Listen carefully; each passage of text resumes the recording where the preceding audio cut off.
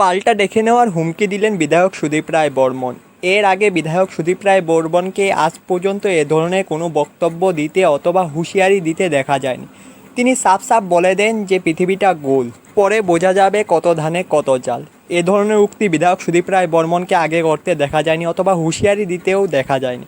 কিন্তু আজ বিধায়ক সুদীপ রায় বর্মন হুঁশিয়ারি দিলেন, এবং কাদের দিলেন এ নিয়েও উঠছে বহু প্রশ্ন। বিধায়ক সুদীপ রায় বর্মন এই হুঁশিয়ারি দিলেন ওনার ভগৎ সিং সিসিতে যাওয়া নিয়ে, যার পর পশ্চিম জেলার জেলাশাসক সন্দীপ এন মাহাত্মে ওনাকে নির্দেশ দেন ইনস্টিটিউশনাল কোয়ারেন্টাইন সেন্টারে যাওয়ার জন্য। কিন্তু উনি বর্তমানে সেখানে যাবেন না, এবং তিনি এও জানিয়েছেন পজিটিভ রোগীর সংস্পর্শে এলে ওনার ক্ষতি হতে পারে। এছাড়া তিনি আজ ভাবনাত্মক হয়ে বলে ওঠেন, তোমরা আমাকে করোনা পজিটিভ করতে চাইছো যাতে আমার স্বাস্থ্যের ক্ষতি হয়, কিন্তু রাজ্যবাসীর আশীর্বাদে এটা এত সহজে হবে না। সেই কপি এখন অব্দি আমি পাইনি। তবে হ্যাঁ, রাত্রিবেলা এটা বিভিন্ন মিডিয়া হাউসে এবং সোশ্যাল মিডিয়াতে চলে গেছিল, এবং আমার ওই সোশ্যাল মিডিয়া থেকে দেখার একটা সুযোগ হয়েছে।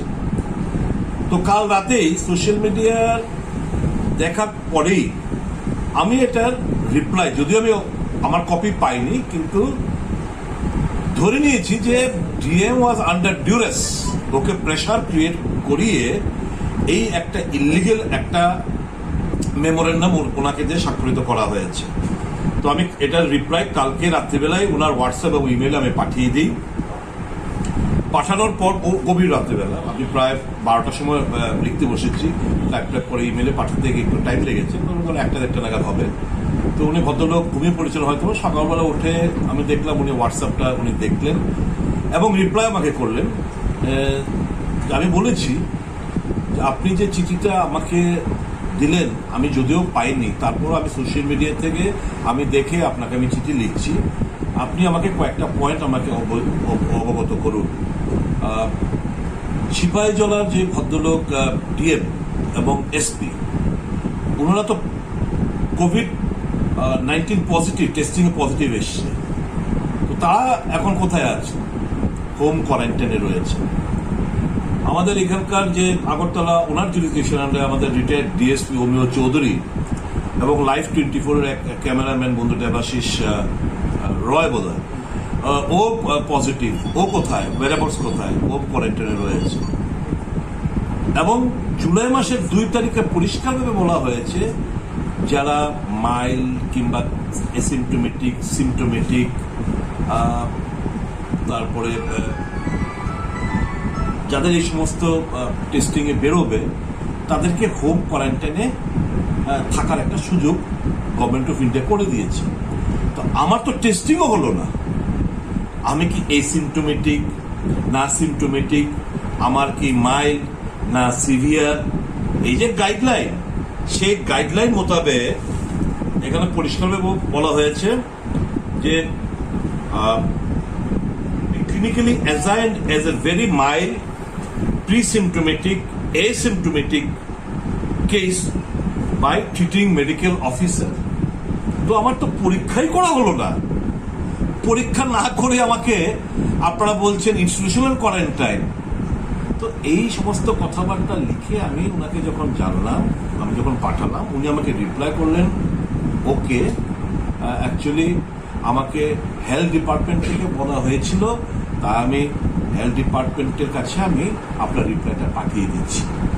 আমি বুঝিয়ে নিয়েছি যে রাত্রিবেলা আনুমানিক 10টা নাগাদ ডিএমকে ডেকে এরকম একটা ইলিগেল নোটিশ কার ইনস্ট্রাকশন হতে পারে এটা আমার এবং রাজ্যবাসীর বোঝার আর বাকি থাকে না। তো আমাকে ওখানে আমি বললাম যে আমি তো পজিটিভ না, আমি তো এসিমটোমেটিক না, আমি তো সিমটোমেটিক না, তো আমার টেস্টিংও হলো না, তুমি যে আমাকে ওখানে ইনস্টিটিউশনাল কোয়ারেন্টাইনে পাঠাচ্ছ, ওখানে তো পজিটিভ কেস রয়েছে, তো আমাকে তোমরা পজিটিভের সঙ্গে রেখে আমাকে পজিটিভ করতে চাইছো, আমার লাইফকে এন্ডেঞ্জার করতে চাইছো, আমি পৃথিবীর বুক থেকে চলে যাই হয়তো বা কেউ কাম্য করে, কিন্তু রাজ্যবাসীর আশীর্বাদে এত সহজ হবে না। তো ডিএম সাহেব আন্ডার ডিউরেস, আন্ডার প্রেশার এই কাজটা করতে বাধ্য হয়েছে, আমি বুঝি, আমার ওনার ব্যাপারে কিছু বলার নেই। ঠিক তেমনি কালকে রাত্রিবেলা আনুমানিক 10টা, 10:30, 11টা নাগাদ আর একটা কেসও রুজু হয়েছে এনসিসি থানার মধ্যে। জোর করে কাদেরকে দিয়ে? পুলিশ অফিসারের সঙ্গে আমার কথাবার্তা হয়েছে, এরা খুব দুঃখ প্রকাশ করছিল। যারাই এই সমস্ত প্রেশার ক্রিয়েট করে ক্ষমতার অপব্যবহার করতে চাইছে, নিজেকে জাহির করতে চাইছে, ভবিষ্যতে টের পাবেন কত দানে কত চাপ। कल जो भगत सिंह में इंसिडेंट हुआ जिसमें अगरतला के जो एमएलए है उन्होंने जहाँ पे कोविड केयर सेंटर में एंट्री किया था भगत सिंह में, उसका डिटेल सीसीटीवी फुटेज हमने देखा था और इसमें पता चलता है कि उनका काफ़ी टाइम के लिए वहाँ पे प्रेजेंस था। आज डायरेक्टर हेल्थ सर्विसेज और मेडिकल सुपरिटेंडेंट जिसका उन्होंने जिक्र किया है कि उनके नॉलेज में था और परमिशन मिलना एक अलग चीज़ है। सबसे इम्पोर्टेंट है कि ये रेस्ट्रिक्टेड जोन है जिसके अंदर सिर्फ पेशेंट्स, डॉक्टर्स, हेल्थ स्टाफ और इंचार्ज सिर्फ उन्हीं को परमिशन होता है।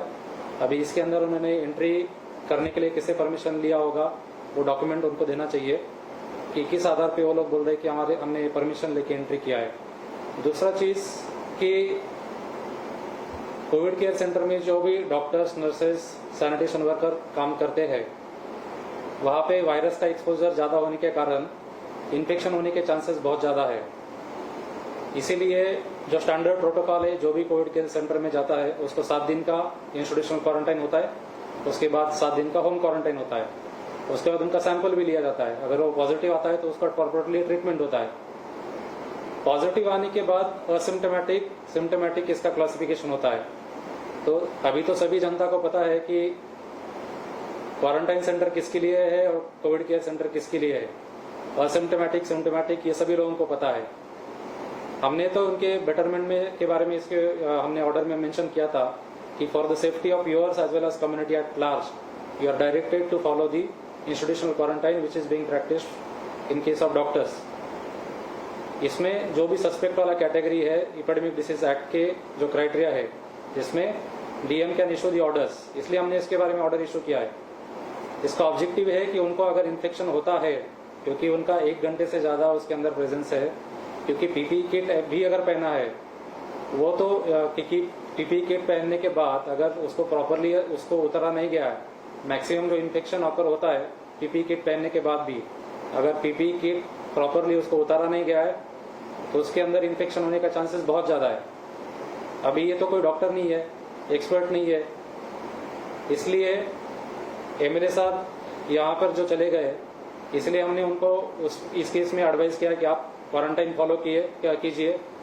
आरएसटीआई में कोई भी पॉजिटिव केस नहीं है। यहाँ पे आरएसटीआई में जो डिस्चार्ज वाले नेगेटिव केसेस है 6 नेगेटिव केसेस और बांग्लादेश से आए कुछ क्वारंटाइन केसेस उनको हमने वहाँ पे रखा है। तो जो भी अभी हमारे क्वारंटाइन सेंटर सारे फुल हुए इसलिए हमने आरएसटीआई का नाम मेंशन किया है। अगर उनको आरएसटीआई में नहीं जाना है तो होम क्वारंटाइन फॉलो करे, वो खुद के बेनिफिट के लिए हमने बताया है और सोसाइटी के लार्जर बेनिफिट के बारे में हमने ये ऑर्डर में हमने इशू किया है। इसमें सिम्टोमेटिक, असिम्टोमेटिक और जो मेडिकल डॉक्टर ने सर्टिफाई करने का इशू अभी इमीडिएटली आएगा नहीं। जब तक वो टेस्ट पॉजिटिव होता है या निगेटिव होता है उसके बाद ही ये सारा इशू आ जाएगा। इसलिए खुद के लार्जर इंटरेस्ट में उन्होंने होम क्वारंटाइन फॉलो करना चाहिए। बाकी जो घर वाले मेंबर्स है, आसपास के मेंबर्स है, उनको भी वो सुरक्षित रख सकेंगे, इसलिए उन्होंने होम क्वारंटाइन फॉलो करना चाहिए।